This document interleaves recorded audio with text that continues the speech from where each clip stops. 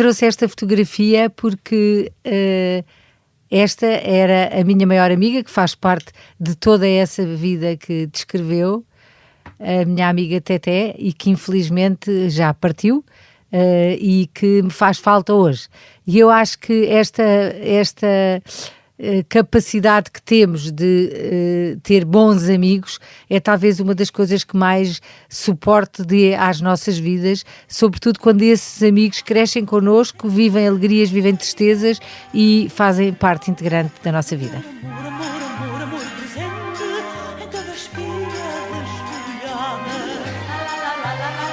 Isabelle Jonet nasceu em Lisboa a 16 de fevereiro de 1960, mas foi em Oeiras que cresceu. Aos 12 anos já fazia voluntariado e tinha 14 quando viveu o 25 de Abril. Chegou até a colar cartazes, mas nunca quis ter uma carreira na política. Fez o curso de Economia na Universidade Católica e o casamento levou-a até Bruxelas durante 7 anos. De regresso a Portugal, decidiu que ia ser voluntária no Banco Alimentar contra a Fome, mas acabou por tornar-se a presidente da Federação dos 21 bancos alimentares que existem hoje no país. Depois de ter fundado há 2 décadas o projeto social Entreajuda para angariar voluntários especializados, já pensou que gostaria de ajudar as pessoas a morrer, para que esse inevitável momento da vida possa acontecer de forma tranquila. Eu sou a Conceição Lino e este é o Geração 60. Os meus entrevistados nasceram durante a ditadura e cresceram na democracia, que lhes trouxe a oportunidade de poderem sonhar com todas as possibilidades. Tornaram-se uma referência nas mais diversas áreas. Será que o mundo em que vivem hoje é o que esperavam?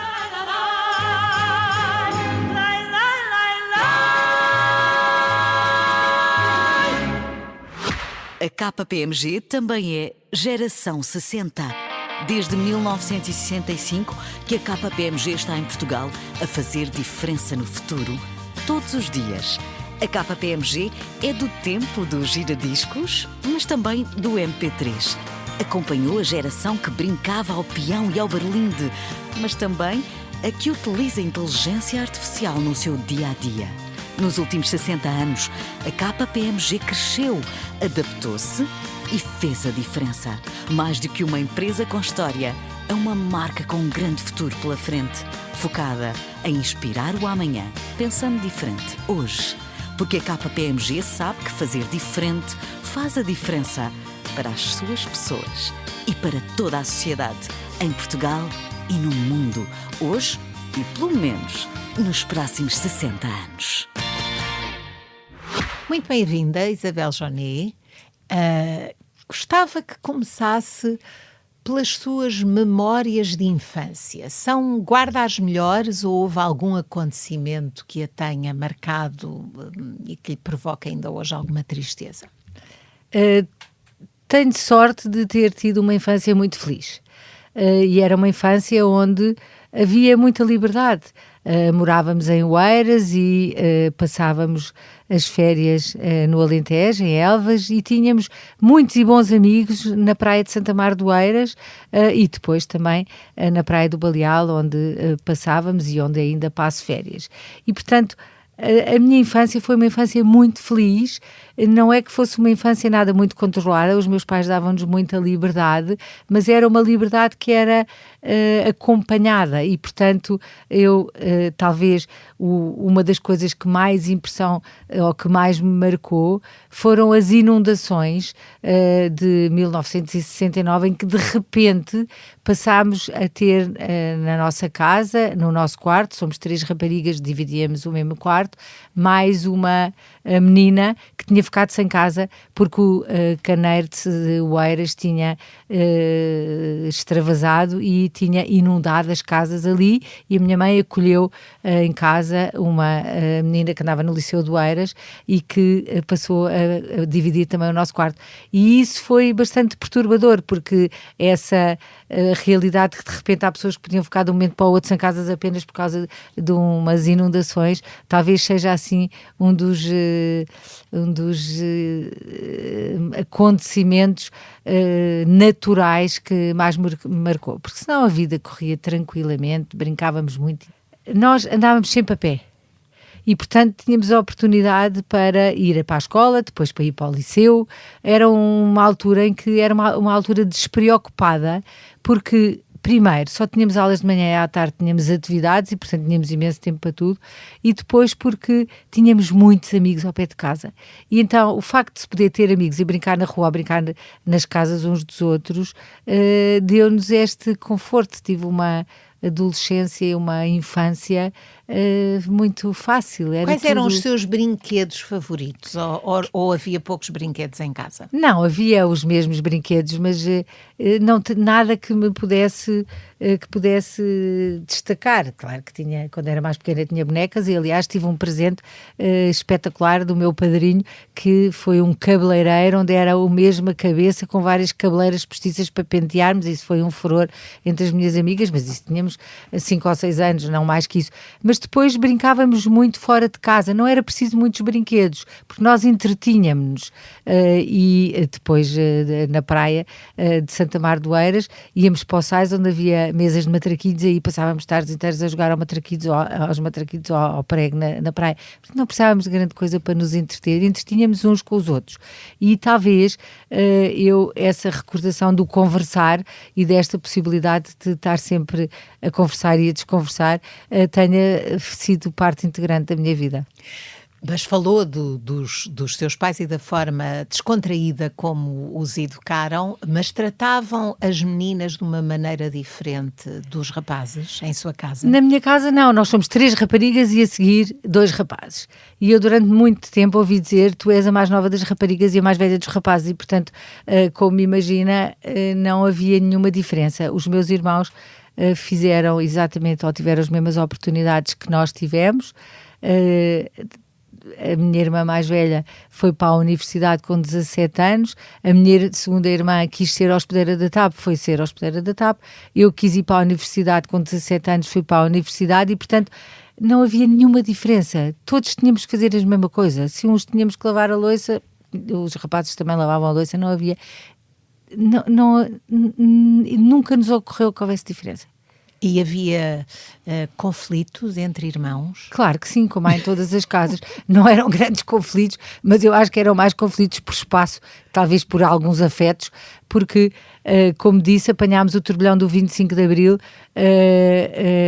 quando eu tinha 14 anos e, portanto, tinha 2 irmãs acima, 2 irmãos abaixo, e havia alguma ansiedade com o que é que ia ser, e havia, se calhar, passou a haver menos tempo, e portanto, se calhar, os conflitos que haviam era de espaço e de atenção, mas isso há em todas as famílias. E ainda hoje nos reunimos quase todos os domingos em casa da minha mãe, que tem agora 93 anos, já agora com uma catrefada de netos. A minha mãe, temos uma grande família, a minha mãe tem 38 bisnetos e 27 netos, e portanto muitas vezes estamos todos juntos, não há essa ficou uma grande amizade, e essa amizade fale-me da sua mãe. O que é que a retirou dela?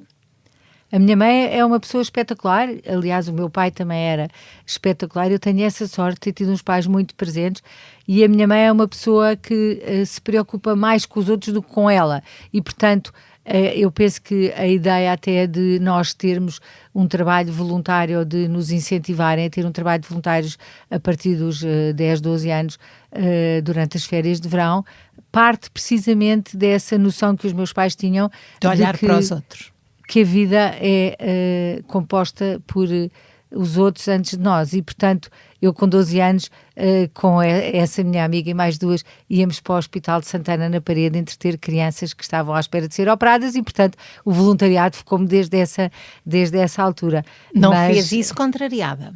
Ou fez? Não, de todo. Era muito divertido. Era tudo divertido. Primeiro tínhamos que ir de comboio de Santa Marta do Eiras à Parede. Depois era tudo uma festa, e além disso criámos laços grandes com estas crianças, mas também com as enfermeiras que estavam no Hospital de Santana, que nos acolheram. Éramos sempre 3 ou 4 miúdas de 12 anos, 12, 13 anos, que íamos lá ajudá-las, e fomos muito, muito bem acolhidas, e portanto era tudo uma galhofa desde ida no Então comboio. Não havia a pressão do estudo nem das notas? Não havia tanto, porque nós éramos boas alunas, e porque a minha mãe sempre havia uma disciplina do estudo em casa. Nós podíamos ir brincar, mas primeiro tínhamos que fazer as obrigações e, portanto, isso era completamente interiorizado. Mas também porque eu acho que de antes era tudo mais fácil. E era tudo mais fácil precisamente por haver tempo. E hoje há talvez uma maior pressão porque há muitas solicitações e há, se calhar, mais falta de tempo. A sua ligação ao Alentejo, a Elvas, é por parte do seu pai? Sim, o meu pai é lavrador, é de uma família de lavradores no Alentejo e, portanto, apesar de ter vindo trabalhar cá para a CUF, continuámos sempre a ir para Elvas, muitas vezes ao fim de semana, todas as férias que podíamos, exceto as férias de verão, porque o meu pai continua com essa lavoura, que aliás um dos meus irmãos ainda tem. Mas continua com essa ligação? Vai muito ao Alentejo ou não? Sempre que posso, menos do que gostaria. Já não temos a casa que tínhamos, não é? Um dos meus irmãos, o meu irmão mais novo, vive lá e toma conta, mas sempre que podemos vamos, e na Páscoa sempre fazemos o almoço de Páscoa lá em casa dele. Então a educação em casa era a sua mãe que ditava ou qual era o contributo do seu pai? Eu penso que não há essa noção. Não houve essa distinção? Não, não há essa distinção. É a minha mãe que ditava, eram os dois que ditavam. E, portanto, havia embora o meu pai trabalhasse e a minha mãe estava mais presente para nós, tinha imensas atividades, mas estava mais presente para nós e para os outros, porque a minha mãe dava explicações de matemática e, portanto, tinha sempre essa coisa. Não havia não sei, nunca senti isso em minha casa. Havia uma grande unidade entre os meus pais e, portanto, não havia essa partilha de tarefas na educação dos filhos. Nós, pelo menos, não sentíamos. O que é que queria ser quando fosse grande? Quando era mais pequena, gostava imenso de ter sido cabeleireira. E se calhar isso é porque tinha essa boneca com as 3 cabeleiras postiças. Depois, sabia o que é que não queria ser. E sabia que não queria ser nem médica, nem arquiteta, nem cantora, que eram coisas que eu não gostava. Tudo o resto podia ter sido qualquer coisa, porque eu gosto imenso de tudo o que faço. E, portanto, não sei, também podia ter sido cozinheira, gostava imenso de cozinhar. Podia ter sido, assim, qualquer coisa, sobretudo, mais prática. Então, chegou à altura de escolher o curso e vai para a Economia. Havia muitas raparigas nessa altura no mesmo curso? Sim, na Universidade Católica havia tantas raparigas, penso eu, como rapazes, não sei os números exatamente. Eu podia ter ido para a Economia, como podia ter ido para Agronomia, ou como podia ter ido para qualquer curso de Ciências. Aliás, eu hoje, olhando para trás, se naquela altura houvesse Engenharia de Processos, Engenharia e Gestão Industrial, como há hoje, era o que eu devia ter feito, porque é aquilo que eu gosto. As suas primeiras experiências de trabalho foram na área dos seguros, depois vai para Bruxelas, devido a uma proposta de trabalho do seu marido. Em Bruxelas sentiu-se imigrante? Eu, quando cheguei a Bruxelas, eu trabalhava cá na Sociedade Portuguesa de Seguros e fui trabalhar para a AGF, que era a mesma seguradora, que era dona daqui da Sociedade Portuguesa de Seguros, lá. Eu nunca me senti imigrante em Bruxelas. Bruxelas não é uma cidade onde as pessoas se sentissem imigrantes, sobretudo porque eu fui mesmo antes da adesão e depois foi logo a adesão. E, portanto, havia um conjunto de portugueses, nós tínhamos um grupo que ainda temos de portugueses desses anos, onde dávamos-nos muito, mas os belgas não fazem com que ou não faziam, hoje em dia é talvez um pouco diferente, não faziam com que os estrangeiros se sentissem imigrantes, pelo menos aqueles que iam para as instituições comunitárias. E, portanto, nunca me senti imigrante nem ostracizada. Pelo contrário, senti-me muito, muito bem acolhida e gostei imenso dos anos que vivi em Bruxelas. Devo dizer que eu não gostei muito de ter que tomar a decisão de prescindir da minha carreira aqui para ir atrás do meu marido, que tinha uma boa oportunidade. Mas, como naquela altura fiquei à espera da minha primeira filha, já agora fui ver como é que era e achei que podia gostar, apesar do céu menos azul e do frio. Nesse primeiro ano em que cheguei a Bruxelas, apanhei menos 18 e a água congelada nos canos. Cá em Portugal, menos 18 é impensável, nem na Serra da Estrela. E, portanto, apesar desse frio, achei que era uma cidade muito, muito, muito civilizada e é muito fácil de viver em Bruxelas. Tanto quanto sei, em novinha, trabalhou em restaurantes, também deu explicações, não tinha uma mesada, uma semanada, eram os seus pais que estimulavam essa iniciativa?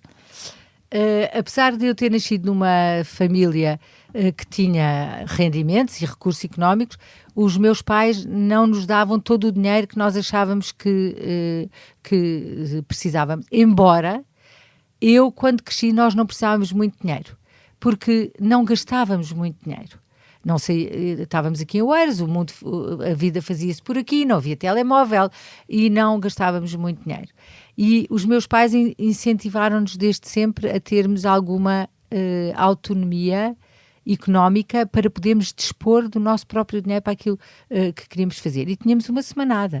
E tinham liberdade para gastar o dinheiro em que queriam? Ou tinham que dar satisfações à mãe e ao pai? Não, o nosso dinheiro podíamos gastar onde queríamos, mas não havia muito onde gastar o dinheiro. E, portanto, o mundo hoje é muito diferente. É tudo diferente, até porque há muito mais solicitações que nos entram pelo telemóvel dentro. Também não se viajava com a facilidade com que se viaja hoje em dia. E, portanto, acabávamos por poder querer ter o nosso dinheiro. Eu sempre fui muito independente e muito autónoma. E, portanto, não queria nada estar a ter que pedir ou a gastar da minha mesada, porque era mesada que tínhamos, não era semanada, a partir do liceu. Quando acabávamos o liceu passávamos a ter mesada, durante o liceu era semanada, mas não gostava nada de ter que pedir aos meus pais dinheiro para ir comprar um presente para o meu namorado, nem queria que eles soubessem o que era e portanto tínhamos essa autonomia. Depois da sua temporada em Bruxelas, volta para Portugal, pensava que ia ser voluntária, pensou em ser voluntária no Banco Alimentar contra a Fome, acaba por ficar lá de uma outra maneira. Quando assume responsabilidades dentro desta organização, que ambição é que tinha? Eu ainda hoje sou voluntária, Conceição. Eu nunca imaginei que quando eu me fui oferecer ao Banco Alimentar foi porque eu queria ser voluntária, como nunca deixei de ser ao longo de toda a minha vida desde os 12 anos. Tive sempre um trabalho voluntário, sempre. Mesmo em Bruxelas tinha um trabalho voluntário. Sempre fiz algo para além das minhas tarefas profissionais.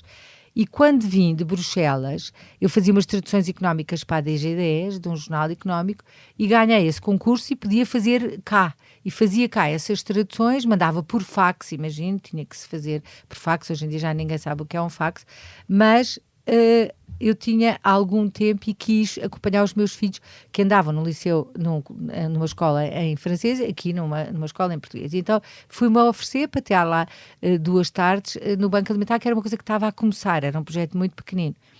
E ao fim do mês fui convidada para a direção do Banco Alimentar. Mas eu sempre achei que ia voltar à Sociedade Portuguesa de Seguros, sempre achei. Mas depois apaixonei-me pelo projeto do Banco Alimentar. O Banco Alimentar era um projeto fascinante. Tinha o presidente, que era o senhor comandante Vaz Pinto, o engenheiro Mardel Correia, o padre António Vaz Pinto, mas tinha um potencial incrível desde que se fizesse lá um modelo de gestão. E foi isso que eu fiz no Banco Alimentar.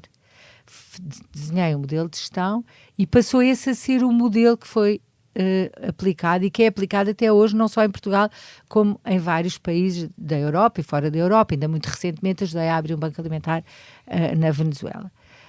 Sempre com o mesmo modelo. Então, ao fim destes 31 anos, continuo como voluntária. Isso significa que não tem vencimento no Banco Alimentar ou já tem? Nunca tive vencimento no Banco Alimentar. Nunca tive. Eu fiz esta opção de vida. Aliás, não fui eu, foi a minha família.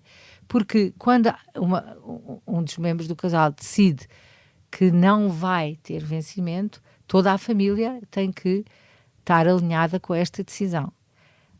Há alturas houve em que foi mais difícil do que outras. Felizmente, nunca senti da parte do meu marido nenhuma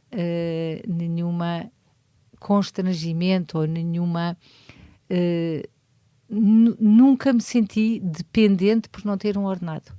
E isso é porque há uma boa relação, mas também porque há essa capacidade de se poder renunciar a coisas que quando temos muito dinheiro ou quando temos algum dinheiro, passamos a não conseguir renunciar a elas. E, portanto... Nessa lógica de participação familiar, Os seus filhos não tiveram alternativa senão ser voluntários no Banco Alimentar? Depende das alturas. Quando a minha filha mais pequena, a minha quinta filha, porque eu tive mais 2 filhos, de um momento para o outro, no ano 2000, foi um conjunto de coisas em catadupa. O meu pai, que eu adorava, morreu em janeiro, e eu, não sei, no mês de maio, percebi que estava à espera de bebé com 40 anos, sem estar à espera desta novidade. Foi um sobressalto. E já estava para aí de 4 meses. E ela nasceu no dia 8 de outubro, a minha filha Isabelinha. E entre outubro, ainda ela nascer, e novembro, morreram 3 diretores do Banco Alimentar e o outro não estava em Lisboa. E eu fiquei completamente sozinha, com um bebé de 7 dias, no Banco Alimentar, que tinha que ser voluntária à força, porque eu dava de mamar. E, portanto, essa foi voluntária à força. Ela não tinha alternativa. Para comer, tinha que ir para o Banco Alimentar. E a minha filha Isabelinha cresceu no Banco Alimentar, num porta-bebés e num bercinho. Muitas pessoas a viram e andaram com ela ao colo. Teve imensos colos de muita gente, porque essa não teve alternativa. Os outros meus filhos são voluntários no Banco Alimentar se querem, se não querem podem ser voluntários noutros sítios, ou podem não ser voluntários. Eu acho que educar os filhos é dar-lhes esta possibilidade de eles escolherem com a sua cabeça. Nós damos exemplos, transmitimos valores, e eles seguem exemplos e assimilam valores ou não. E, portanto, num determinado momento, a escolha é deles. Alguns dos meus filhos são voluntários noutras iniciativas, outros neste momento não são voluntários porque não têm tempo, estão em idades, têm plenas vidas profissionais, mas o que eu sei é que todos os meus 5 filhos são boas pessoas. E isto vem, de certeza, daquilo tudo que eles viram em casa e da forma como também nós os educamos. O que é que gostaria que as pessoas soubessem sobre o Banco Alimentar, que provavelmente não sabem, ou pelo menos muitas não saberão? O Banco Alimentar na cabeça das pessoas são as campanhas de recolha em alimentos. Mas o Banco Alimentar hoje não é um Banco Alimentar, são 21 bancos alimentares autónomos, separados. Cada um deles tem um presidente, tem uma direção, tem um corpo de voluntários dedicadíssimo, que trabalham ombro a ombro com um conjunto de assalariados extraordinários e que em conjunto distribuem mais de 100 toneladas por dia. Destas 100 toneladas por dia, 80% iria para o lixo, tinha como destino provável a destruição por razões meramente comerciais. Mas o Banco Alimentar teve na gênese de um conjunto enorme de outras iniciativas. E nós temos esta frase que é a alimentar outras ideias, e o Banco Alimentar teve na gênese da criação de muitas outras ideias que têm na sua base os mesmos valores. E não falo só da Entreajuda, que fundei em 2004, e que por sua vez abriu o Banco de Bens Doados, que é um banco não alimentar, ou a Bolsa do Voluntariado, que é o maior site português de voluntariado, ou até o Cartão Nacional de Voluntários, sempre com esta preocupação de aproveitar vontades, de aproveitar pessoas, de aproveitar capacidades para lutar contra a pobreza. E, portanto, o Banco Alimentar é muito mais do que as campanhas, que é aquilo que as pessoas veem, é um conjunto de outras ideias, são muitas ações em escolas, é o programa Educar para a Cidadania em escolas para levar valores de cidadania, para que os jovens percebam que cabe a cada um de nós ser corresponsável pelo bem comum. Mas nessa luta contra a pobreza, os números regularmente são idênticos, não diminuem ao ritmo provavelmente que ambicionou. Infelizmente, e quando se está num posto de observação como eu estou há muitos anos, essa é uma constatação terrível. Uma vez eu disse a um dos meus filhos que eu devia ser a pessoa mais frustrada que havia em Portugal, porque estou há 31 anos a tentar fazer uma coisa que não se consegue. Então aquilo que nós temos é que não nos deixar abater e conseguir ver com realismo o que é que está a funcionar mal. E o que está a funcionar mal é a falta de criação de oportunidades para todos aqueles que querem contribuir para gerar riqueza e para ter uma vida melhor, mas também a quantidade de idosos que há em Portugal que vivem com baixíssimas pensões de reforma e para quem o peso dos medicamentos e o peso da pouco consumo que têm, porque têm um peso reduzidíssimo da alimentação, ocupa demasiado sobre a sua pensão. E, portanto, infelizmente, nós em Portugal temos uma taxa de pobreza grande, mas se nós conseguirmos que as instituições de solidariedade social tenham mais recursos, seja esse recurso dado através do Banco Alimentar e seja comida, seja através de voluntários com competências particulares que possam libertar os técnicos, fazendo com que eles sejam mais eficientes, mas com que possam ter mais amor para dedicar às pessoas que ajudam, então se calhar pelo menos conseguimos minorar sofrimentos. Mas falou dos idosos e neste momento há pessoas jovens também a recorrer ao Banco Alimentar porque o peso, por exemplo, da habitação é uma grande fatia do orçamento. E são muitos. Os idosos hoje em dia só representam 1/3 daquilo que é o apoio do Banco Alimentar. Os 21 bancos alimentares em conjunto estão a ajudar a cerca de 400 mil pessoas. 4% da população portuguesa recebe no seu prato comida que vem de um banco alimentar. Só 1/3 dessas pessoas é que são idosos com baixas pensões de reforma. O resto são muitas famílias, agora mais jovens, e que têm filhos. E isso é muito preocupante, porque são famílias para quem o peso da habitação representa mais de 60% do rendimento familiar.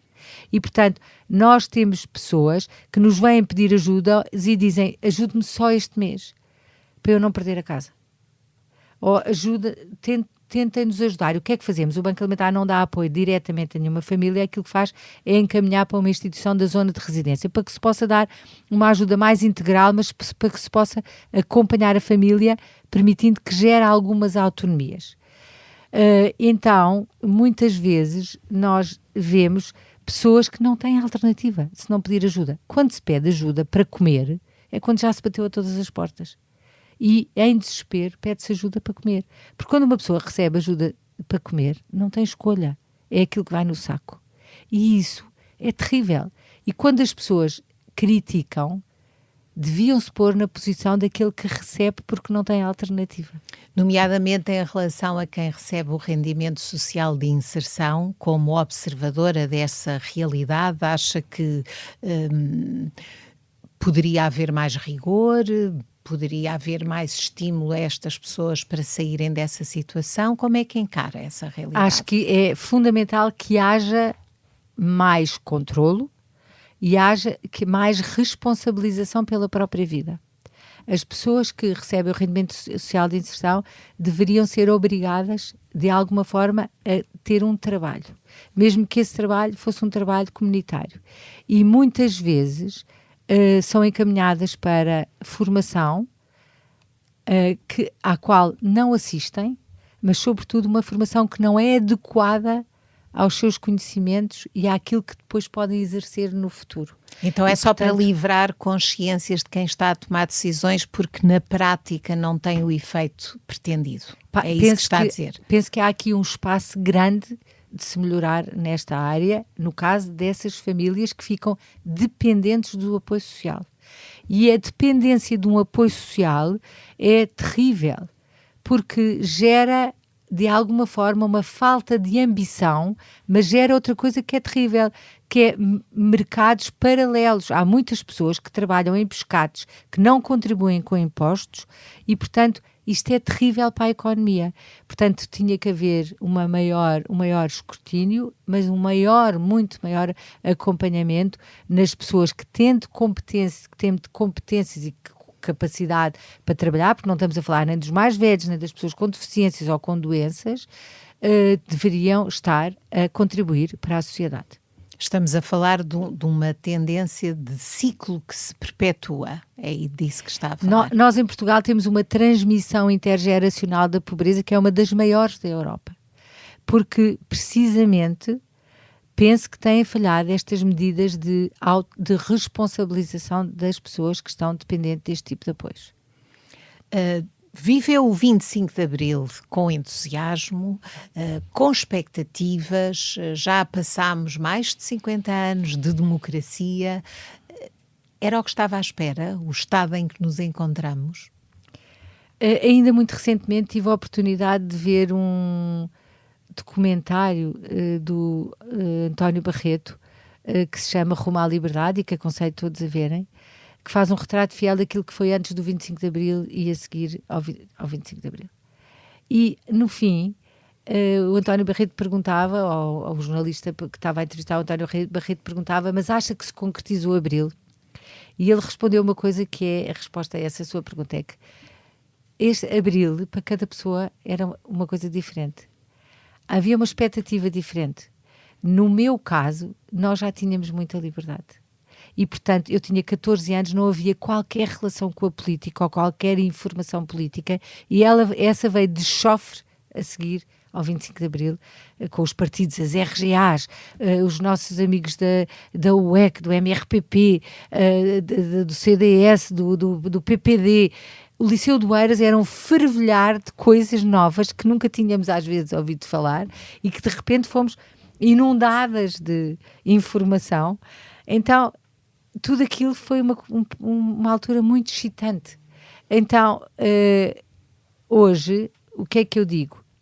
Que esta noção de liberdade que temos é com certeza extraordinária. Há hoje muito mais liberdade, nomeadamente política.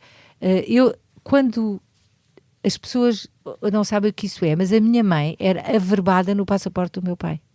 E nós, quando queríamos ir a Badajoz, e morávamos em Elvas, se queríamos ir a Badajoz comprar pastilhas elásticas, a minha mãe tinha que pedir autorização ao meu pai e ele dava-lhe o passaporte dele, onde a minha mãe e nós estávamos averbados. Ora, isso é uma impossibilidade, as pessoas não acham que isso tenha existido. Existiu. No entanto, hoje há muito mais, felizmente, liberdade, autonomia das mulheres, há uma maior capacidade de intervenção e de afirmação, mas há hoje talvez menos tolerância do que havia. E isso é que eu tenho medo. Menos tolerância, ou fizemos um percurso de cada vez maior tolerância e agora há sinais de regressão? Como é que entende? Eu acho que hoje há pessoas que são muito menos tolerantes porque acham que são mais informadas e, portanto, são menos tolerantes ou são mais impacientes, talvez. Mas o que eu digo é que aquilo que se vive hoje, e vivermos em democracia e termos um espaço europeu único, por exemplo, para os meus filhos é inimaginável que não tenha existido. E eu acho que este seu podcast e esta geração 60, e felicito-a por esta ideia, foi a última geração que viveu esta transição entre a não-democracia, a democracia, a não-liberdade, a liberdade, e esta possibilidade de participar ativamente na construção de um mundo que nos pertence a cada um de nós. Eu só espero que os meus filhos e os meus netos tenham a possibilidade de ter tanto como eu tive e de gozar tanto como eu gozei. Quais são as preocupações desse mundo para si? Aquilo que a preocupa? Hoje é a intolerância e é também este excesso de comunicação que as pessoas acreditam que é toda verdadeira, mas que na sua grande maioria não é verdadeira. E, portanto, não há um escrutínio daquilo que é efetivamente verdadeiro e que não sabemos bem em que acreditar. E, portanto, acho que há uma grande necessidade de haver referências, de credibilidade, de haver confiança e de poder haver outra vez uma tranquilidade que permita às crianças brincarem na rua. Uma pessoa que esteve a viver em Bruxelas olha muito para o futuro e para o presente da União Europeia. Eu tive a sorte de acompanhar a adesão, portanto não havia, Portugal não fazia parte da CEE e fez parte, e acho que é fundamental pertencermos a este espaço comum em que nos sentimos, onde estamos realmente mais acompanhados nesta noção da forma como foi construída a seguir à guerra. Não nos podemos esquecer porque é que apareceu a Comunidade Económica Europeia na defesa. Foi a seguir à Segunda Grande Guerra para haver uma defesa comum. E hoje, de alguma forma, parece que isso ainda é mais necessário e que há uma unidade e uma união que são indispensáveis. Acredita nos alicerces da Europa? Acredito nos alicerces da Europa tal qual ela foi fundada. Gostava que me falasse destes seus pensamentos que já teve para quando terminar o seu papel no Banco Alimentar contra a Fome, olhar para a morte e cuidar dela. Já tem isso na sua ideia? Sim, eu já em Bruxelas fiz um curso e tinha pensado que quando viesse para cá para Portugal, ou assim, iria ter este trabalho voluntário de ajudar as pessoas a poderem fazer uma passagem tranquila. Todos nós vamos morrer, a vida é finita. Todos nós sabemos isso, mas nem todos nós aceitamos isso com uma tranquilidade. Na altura da morte, muitas pessoas têm uma grande ansiedade por coisas que não resolveram durante a vida. E, portanto, poder ajudar essas pessoas a fazerem uma passagem tranquila, dando-lhes esta certeza de que não é nos últimos dias que vão resolver tudo aquilo que não resolveram na sua vida, faz com que as pessoas possam morrer mais sossegadas. Não se trata de dizer que eu sou católica e tenho fé e, portanto, acredito na vida eterna, acredito que há uma vida para além da vida e que nós estamos aqui nesta terra fazendo um caminho. Não se trata nada disso. Trata-se apenas de dar a mão, seja à pessoa que vai partir, seja às pessoas que à volta têm alguma angústia de haver partir, com a certeza que aqueles derradeiros momentos têm que ser momentos de paz. Não é no momento, no fim da nossa vida, que nós vamos resolver tudo aquilo que não conseguimos na vida. E não vale a pena recriminações. Mas não se pensa nisso. A maioria das pessoas, podendo fazê-lo, pensar nesse momento, pensar nessa fase da vida, a maioria das pessoas não faz isso, ou faz? O grande problema é que as pessoas, quando chegam à altura de morrer, têm pena ou acusam-se, recriminam-se de coisas que fizeram mal no fim da vida. Não, já não vale a pena. Vale a pena viver cada dia da nossa vida ao melhor que podemos, evitando conflitos que são estúpidos e muitas vezes depois nos causam pena no fim da vida. A nossa vida é feita de opções. Cada dia, desde que nos levantamos até que nos deitamos, vamos fazendo opções. Às vezes nem damos por isso. Mas não é no final da nossa vida que temos que nos recriminar porque fizemos opções erradas. Fazemos todas opções erradas. Estou perante uma mulher que não aceita a eutanásia, compreende-a? Compreendo. Compreendo que seja por vezes mais fácil aliviar sofrimentos físicos, e é disso que se trata, até por causa desta minha preocupação em que as pessoas morram sossegadas. E quando as pessoas têm um grande sofrimento físico, têm que partilhar até por vezes com os cuidadores assistir àquele sofrimento físico. Essa poderia ser uma opção que podia parecer que era uma boa opção, mas para mim não é uma boa opção. Não é uma boa opção porque eu acho que nós não podemos dispor da vida em nenhuma fase da vida, mas o que digo é que não sou a favor do encarniçamento terapêutico, em que muitas vezes prolongam a vida, não deixando as pessoas terem aquele que seria o fim natural e havendo um prolongamento que não é necessário. E, portanto, tudo isto é muito complicado e, sobretudo, é muito complicado quando nós assistimos a sofrimentos de pessoas que amamos. E, portanto, podemos ter uma opinião que é completamente, ou achamos nós que é definitiva, e que depois, quando confrontados com uma realidade, nos é mais difícil de manter.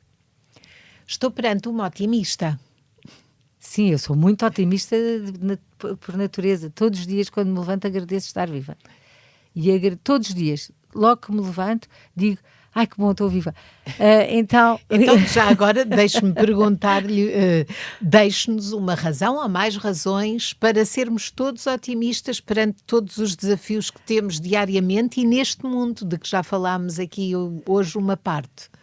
eu sou otimista, mas também tenho uma capacidade que é própria, acho eu. É que eu tenho a capacidade de ver toda a beleza que há à minha volta. Vejo imensas coisas bonitas e por isso, por exemplo, eu moro em Oeiras e vou para Alcântara todos os dias e vou sempre pela Marginal porque eu gosto imenso de ver o Rio Tejo, que é todos os dias diferente.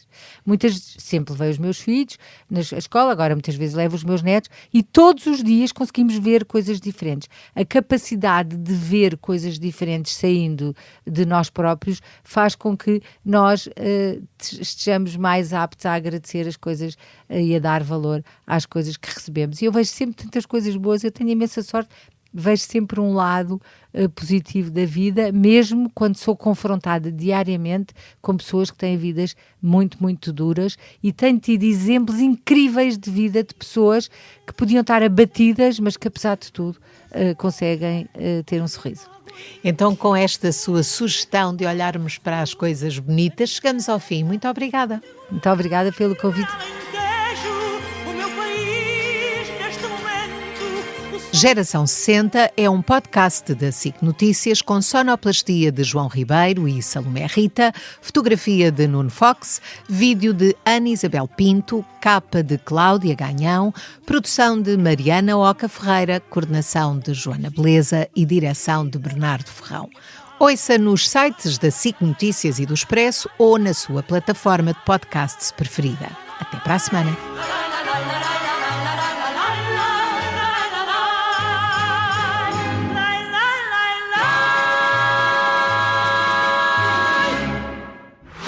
A KPMG também é Geração 60. Desde 1965 que a KPMG está em Portugal a fazer diferença no futuro, todos os dias.